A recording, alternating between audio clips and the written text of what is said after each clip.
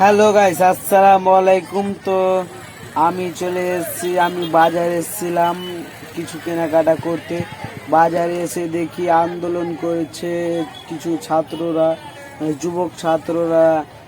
তাদের পতাকাগুলোতে লেখা আছে এপিবি আনন্দ, মানে যেটা আমাদের ইন্ডিয়ান এপিবি আনন্দ চ্যানেল নেয় ওর বিরুদ্ধে আর আন্দোলন করছে। তাই ওই ইতিমধ্যে রোড ব্লক করে দেওয়া হয়েছে, অনেকগুলো পুলিশ এসছে, তাই প্রায় 10-12টা মতন পুলিশ এসছে এখানে রাস্তাতে।